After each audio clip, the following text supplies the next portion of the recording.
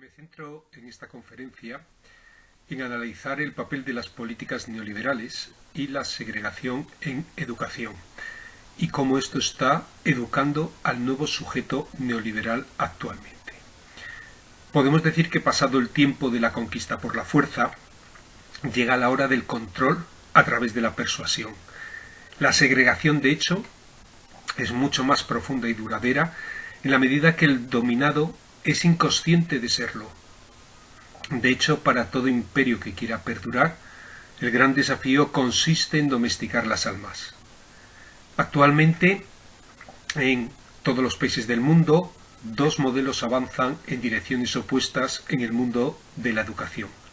El primero podríamos denominarlo comprensivo, es decir, trata y considera la educación como un derecho universal y un bien común que la comunidad ha de garantizar a todos y todas de forma comprensiva, frente a otro modelo profundamente segregador, que entiende la educación como un bien individual con valor económico en una carrera competitiva por segregar a los perdedores.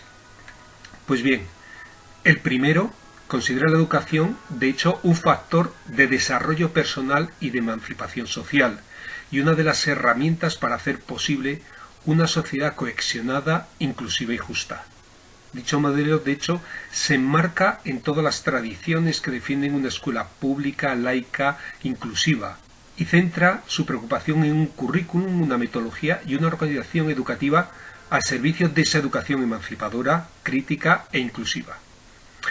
Por otra parte, el otro modelo, el que se deriva de la progresiva imposición del neoliberalismo a escala mundial y que viene avalado además por las directrices de organismos supranacionales como el Banco Mundial, el Fondo Monetario Internacional, la OMC y la Unión Europea, este modelo de hecho parte de la base de que la educación es una inversión personal y por lo tanto debe ser rentable, centrando su preocupación en resultados competitivos, gestión eficiente y adaptada a las demandas de la empresa. Estos son los términos que actualmente más en boga están en este paradigma educativo. Este segundo modelo apuesta por desmantelar todo atisbo de cualquier modelo educativo basado en la comprensividad, excluyendo y segregando a una cierta parte de la población que ha sido incluida en el último medio siglo en las escuelas y en los países donde se ha desarrollado y ampliado el modelo escolar. De hecho, el proceso creciente de escolarización de la población parece que va a la contra de las pretensiones de este modelo. Y por otra parte, una segunda dinámica que también conlleva es consolidar una enseñanza dual segregada, aumentando la diferenciación de dos redes de educación, recortando la educación pública y potenciando la privada subvencionada con dinero de nuestros impuestos, algo que, por ejemplo, es en España uno de los elementos centrales de las políticas de privatización y que España es una anomalía en su entorno europeo. Pues bien, mediante estrategias políticas, mediante estrategias organizativas, mediante estrategias curriculares, así como metodológicas y evaluativas de segregación, se está desarrollando este modelo. Y las que voy a desarrollar son las más naturalizadas en el discurso neoliberal. Por una parte están las cuatro políticas fundamentales de segregación: recortes, conciertos, cheques escolares y copago o endeudamiento. Por otra parte, las estrategias organizativas de segregación, que cito algunas de las más esenciales. La primera, las ratios, es decir, el número de alumnado por clase. La segunda, los itinerarios educativos. La tercera, la competición entre centros, muy alentada precisamente, justamente con otro elemento añadido, un cuarto elemento que sería el pago por resultados al modelo empresarial, y un quinto elemento, la falsa autonomía, porque no es pedagógica sino sobre todo económica, como explicaré a continuación. Las estrategias curriculares de segregación serían 5 fundamentales: bilingüismo, aquí que siendo de moda en el ámbito europeo pero también a nivel mundial. Segundo, los contenidos, cómo se segrega a través de los contenidos curriculares que se establecen. Tercero, uno de los elementos estrella ahora mismo de esos contenidos es el emprendimiento, que me detendré brevemente en él. Cuarto, la religión como un elemento que se integra en los currículos escolares. Y el último, la segregación por género. Y también hablaré de las estrategias metodológicas de segregación, 3 fundamentales. La ideología del esfuerzo, que correlaciona con la cultura de la autoridad. La segunda, la ciencia de la felicidad o del pensamiento positivo, que se está aplicando en la escuela. Y tercero, la compensación educativa y las adaptaciones curriculares. Y por último, entre las estrategias evaluativas de segregación, desarrollaré fundamentalmente las evaluaciones, los rankings, el endurecimiento de las exigencias para aprobar y las repeticiones. Y cuarto, considerar la educación como una carrera permanente de obstáculos. Empiezo entonces por las primeras, las estrategias políticas, que lo desarrollo en 4 puntos fundamentales: los recortes educativos, los conciertos, los cheques escolares y el copago, como planteaba. Pues bien, se está recortando la educación, la financiación de la educación pública en todo el mundo. Por ejemplo, en España es significativo que en los últimos años se han recortado 9.000 millones. Esto significa que miles de menores y jóvenes van a recibir una educación de peor calidad y tendrán más dificultad para permanecer más tiempo en el sistema educativo, generando así una sociedad mucho más desigual, como podemos constatar aquí en España. De hecho, nos estamos quedando a la cola de la OCDE, es decir, hemos pasado de un PIB que relativamente estaba en una media en los últimos años, ha bajado a la cola, al 3,8 o 3,8 del PIB, mientras, a su vez, fomenta la privatización educativa. Segundo, los conciertos. Se busca claramente consolidar y aumentar la diferenciación de 2 redes de educación. El sector público, centrado en atender a quienes sean rechazados por el sector privado o no hallen acomodo del mismo, y por lo tanto dar servicio a aquellas zonas como las rurales que no son rentables para la iniciativa privada. Y el segundo elemento que conlleva no solo es que el sector público se centre en los sectores marginados o aquellos donde no es rentable económicamente, sino que además se utiliza la libre elección neoliberal para argumentar que es necesario financiar las opciones privadas de educación. Primera cuestión que habría que decir de eso: al menos 5 argumentos claramente extrapolables a cualquier país. Es no libertad de elección, sino preferencia de selección escolar. Lo que se esconde detrás de estas palabras es el rechazo a la mezcla social, a educar a los hijos e hijas con los que no son de la misma clase. Realmente lo que se busca es seleccionar aquellos centros donde no estén aquellos que determinada clase social considera que son inferiores o que no quieren que estén sus hijos cercanos a ellos porque no les permiten aspirar a otras mejores condiciones sociales o no tienen relaciones que les impulsen en el éxito social, según entienden ellos, que es sobre todo tener más recursos, más éxito económico, etcétera, etcétera. Segundo, este modelo defendido como libre elección neoliberal lo que plantea es una ética egoísta del más fuerte y no la lógica igualitaria de la pluralidad y la convivencia. Frente a un modelo que planteamos que todos los centros públicos deben ser los mejores posibles y deben además dar las mismas oportunidades a todos los niños y niñas, sean de una familia o de otra, aquí lo que se plantea es de los míos que hay. Yo quiero que los míos tengan más ventajas competitivas en el futuro mercado laboral que el resto y por lo tanto busco y selecciono aquel centro que considero que me puede dar más ventajas. Por lo tanto, lo que se está premiando es una pedagogía del egoísmo. Tercero, es que ni siquiera las constituciones, pero en concreto aquí en España, que es uno de los fenómenos más extendidos, tenemos casi el 63% de los centros concertados, que además buena parte están en manos de la Iglesia Católica. Es que ni siquiera la Constitución española ampara los conciertos. Sí ampara la creación de fuentes o de centros privados, pero no que sean estos financiados con fondos públicos. Si tú quieres educación privada, se permite una democracia, pero no te la tenemos que pagar entre todos y todas. Cuarto, además, como he dicho reiteradamente, Este fenómeno en España es una anomalía en la Unión Europea. Prácticamente en los países de la OCDE el 90% en primaria es pública y el 83% en secundaria. Y son medidas engañosas porque la mayoría de los países que tienen una potente educación realmente es toda pública. Y por último, es que además la concertada, es decir, financiar con dinero público opciones privadas, lo que hace es segregar. El 82% del alumnado de minorías, inmigrantes y con dificultades y necesidades educativas están en la pública. Por lo tanto, está clara que hay una política de segregación en este sentido. Pues bien, un tercer mecanismo que ya se ha impulsado y se impulsó sobre todo en Latinoamérica y ahora está llegando también a Europa, que es complementario, es financiar la demanda. Es decir, los cheques escolares.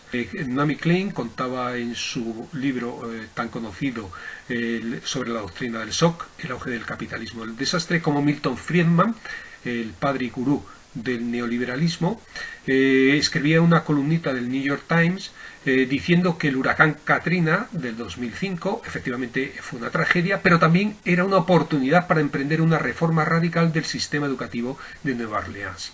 Es decir, pretendía, y ahí lo expresaba claramente, que había que aprovechar los momentos de trauma colectivo para aplicar esas medidas de reformas radicales, porque en esas situaciones shock colectivo sí que se admiten estos tratamientos brutales. En este estado de shock se tienden a aceptar claramente y así se planteaban los cheques escolares a las familias. De hecho, en Nueva Orleans las escuelas públicas fueron sustituidas casi en su totalidad por escuelas charter gestionadas privadamente.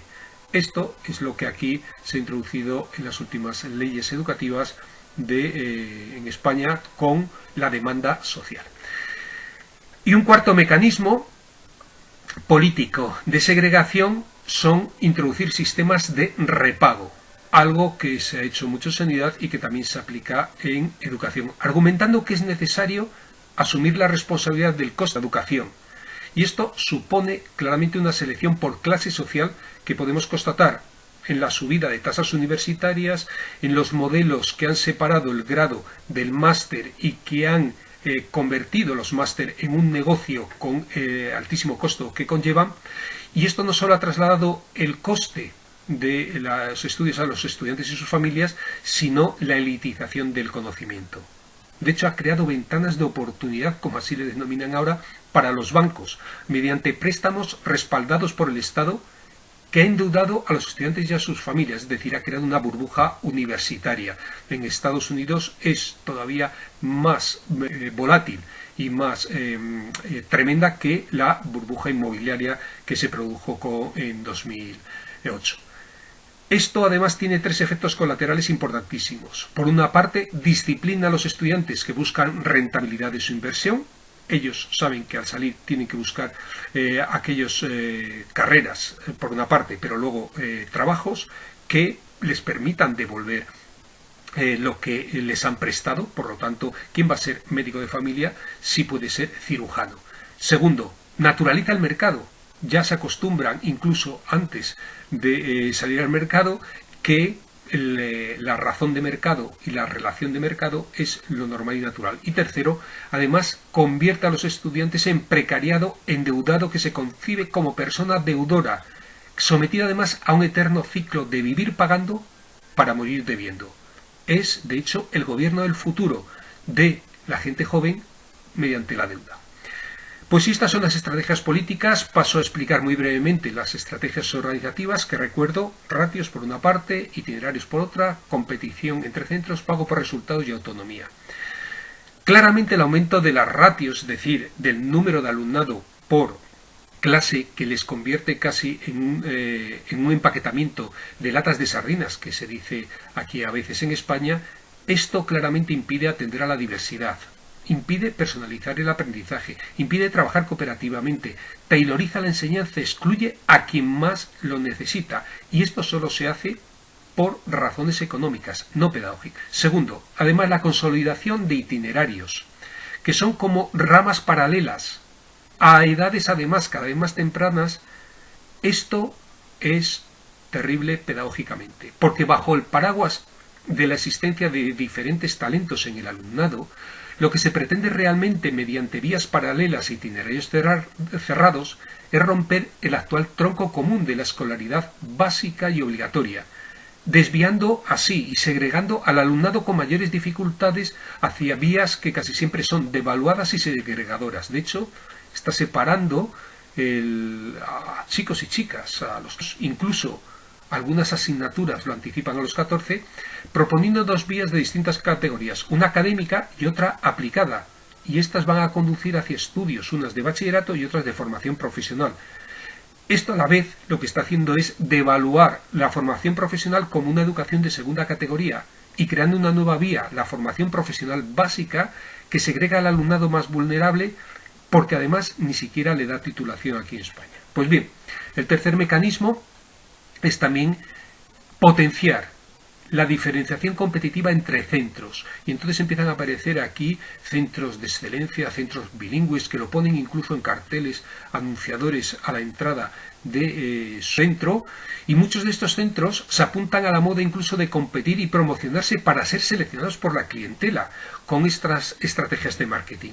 Esto no obedece a ningún planteamiento pedagógico, obedece a un proceso creciente de demanda-oferta del mercado que nos imbuyen en este proceso de organización y de funcionamiento de los centros.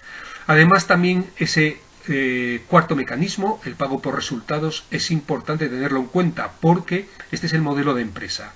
Aquí las últimas leyes en España ligan la especialización competitiva de los centros a dar recursos diferenciados en función de los resultados que tenga el centro, no en función de las necesidades del centro o de las necesidades de su alumnado. Y se produce entonces el efecto Mateo.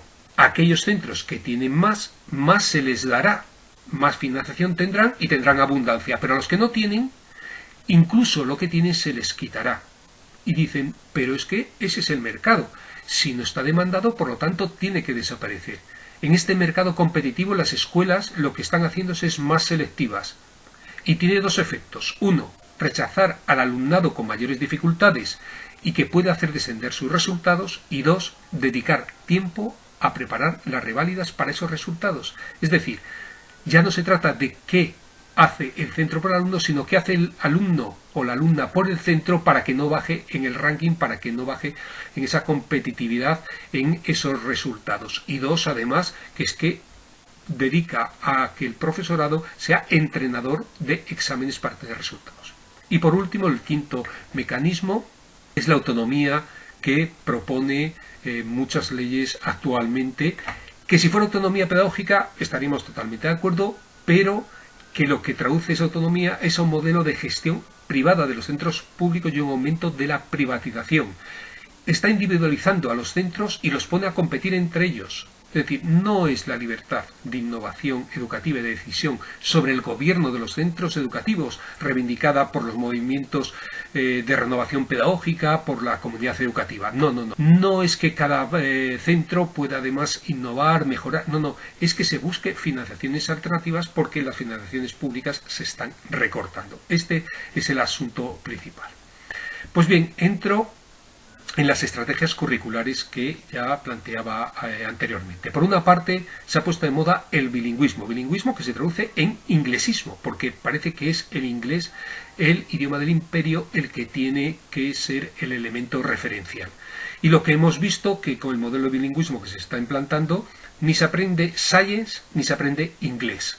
Lo que sí está generando es la segregación en grupos no bilingües a los que más dificultades tienen y arrastran. Es decir, en los grupos peores concentra aquel alumnado que más dificultades tiene y que precisamente no tiene recursos económicos para pagar clases privadas y seguir en esos grupos bilingües. Así, lo que se está haciendo es segregar grupos en función de factores socioeconómicos.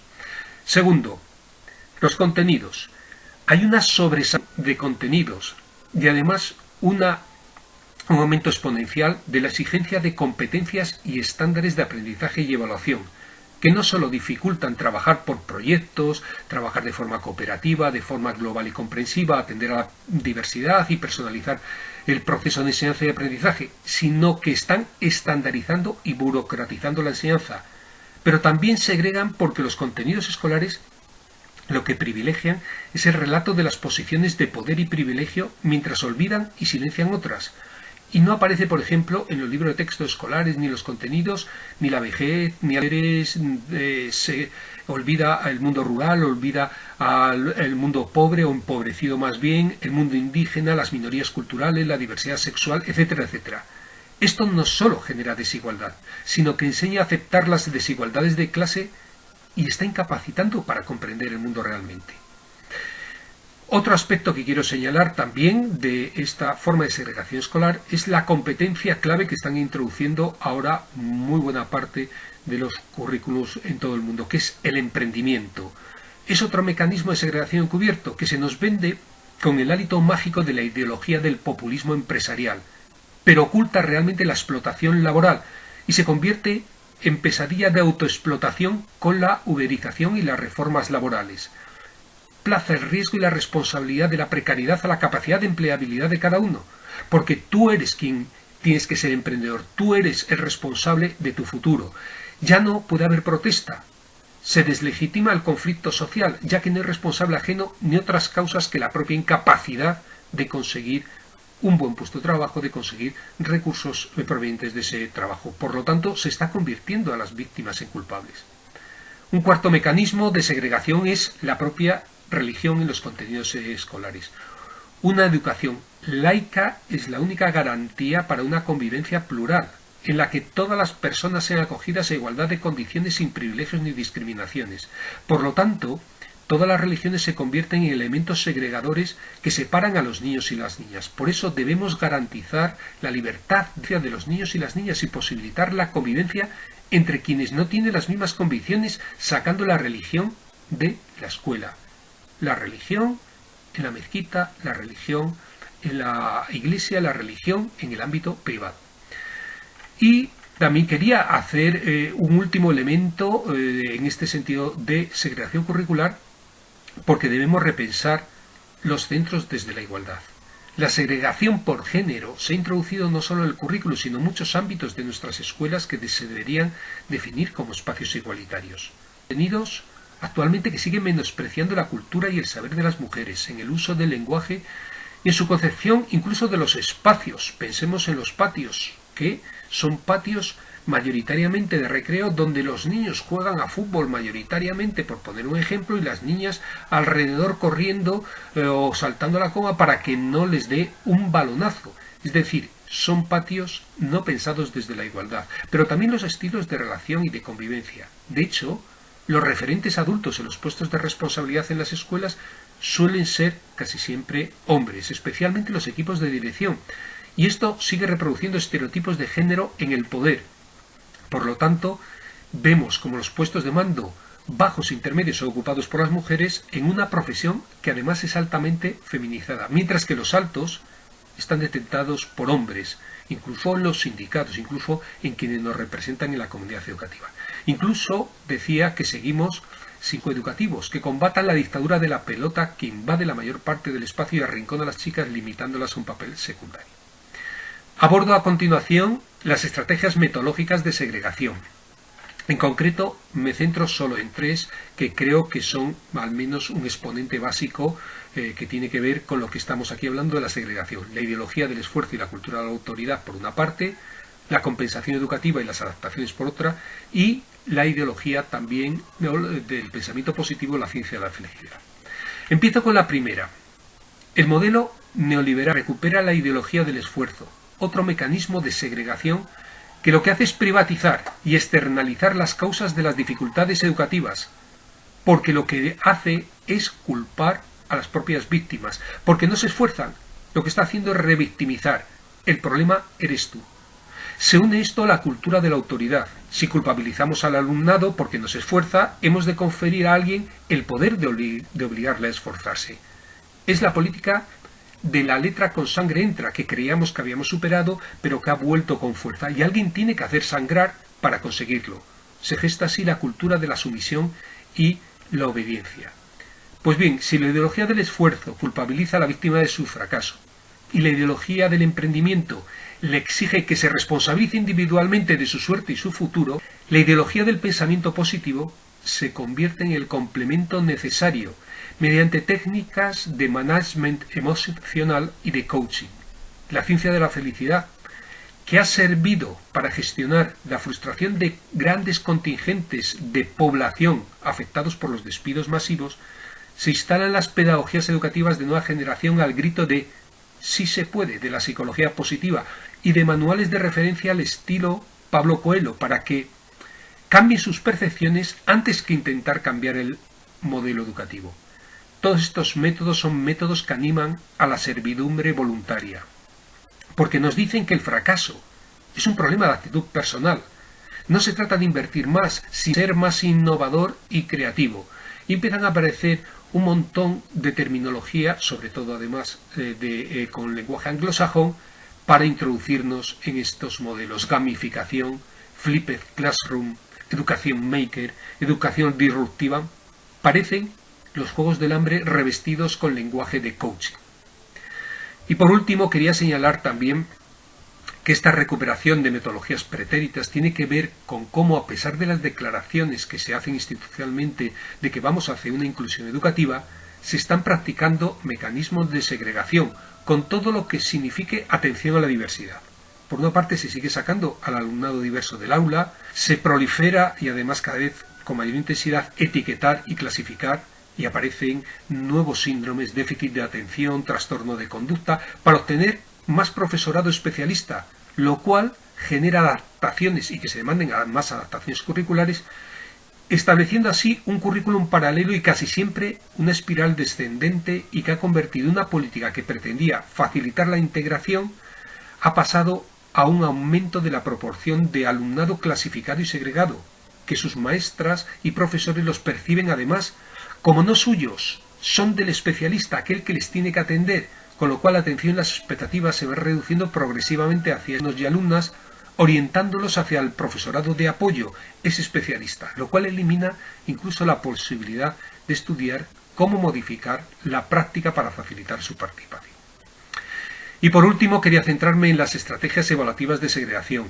Las repeticiones, algo que parece la panacea permanente y universal en educación, las evaluaciones estandarizadas, algo que nos suena inmediatamente que tiene que ver con el término PISA, y por último los rankings, que están tan de moda, los rankings escolares y de centros escolares, como hemos visto en tantos anuncios y periódicos. Pues bien, en coherencia con esta pedagogía neoliberal que importa métodos y prácticas del sector privado empresarial, tratando de que se gestione escuela como una empresa al estilo McDonald's, esta nueva gestión pública, así denominada, lo que despliega son mecanismos selectivos para expulsar cuanto antes al alumnado más vulnerable y clasificarle hacia el puesto de trabajo que va a ocupar.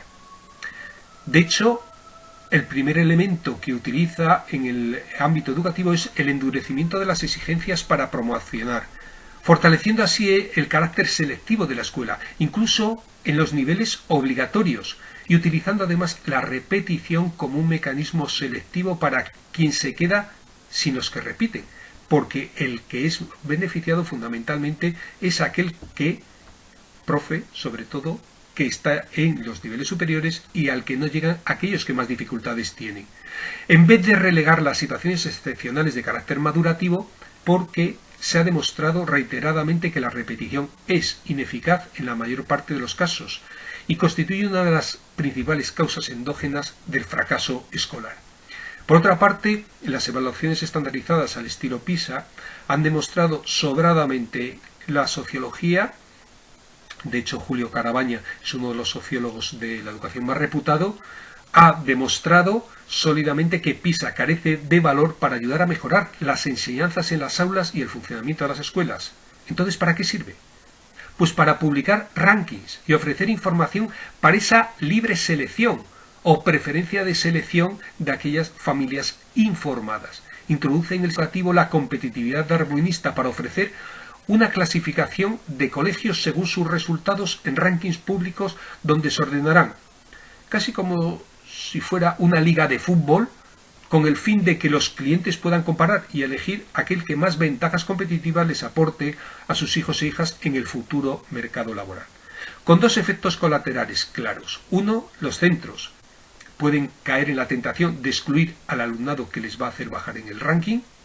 Era lo que decíamos, no se trata tanto ahora de qué hace el centro por el alumno, sino qué puede hacer el alumno para mantener al centro en el ranking. Y dos, nos convierte al profesorado en preparador de pruebas y transforma la educación en una carrera de obstáculos permanente, un camino de penitencia y su trufado de pruebas y exámenes continuos que convierte la educación en un auténtico viacrucis y transforma así el deseo de aprender en afán de aprobar.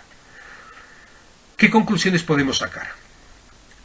Está claro que estas políticas neoliberales, basadas en la ideología del éxito de unos pocos, de esas personas que no le deben nada a nadie, genera la desconfianza, incluso el odio hacia los pobres, que son perezosos, los inmigrantes que quitan el trabajo, o los disruptivos, los objetores escolares, los fracasados en la escuela porque no dejan aprender a los buenos. Con una advertencia: en este nuevo mundo de competencia no hay lugar para los perdedores. Pero tiene un efecto boomerang muy claro, porque cada cual siente la amenaza de volverse algún día inútil como ellos. En este modelo, el fracaso es responsabilidad personal, una patología. La protesta del conflicto social, como antes comentaba, no tiene sentido, dado que las exigencias autoimpuestas como emprendedores no tienen responsable ajeno.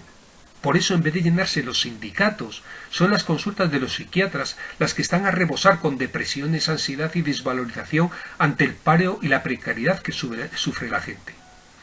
El problema es que es más difícil evadirse de una prisión física que salir de esta racionalidad elegida libremente, ya que esto supone librarse de un sistema de mecanismos de segregación normalizados mediante estrategias de interiorización y control del yo. La clase trabajadora nunca se hubiera convertido voluntaria o espontáneamente a este modelo neoliberal mediante la sola propaganda del modelo.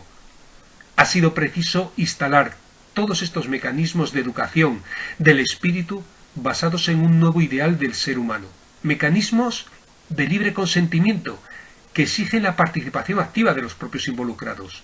Se nos educa para elegir libremente, incluso desear pertenecer al sistema. Por eso decimos que la verdadera munición del capitalismo, balas de goma al gas lacrimógeno, es nuestro silencio y nuestra complicidad. Nos jugamos el futuro de nuestros hijos e hijas y el de la sociedad en conjunto. Educación o barbarie. No hay neutralidad posible.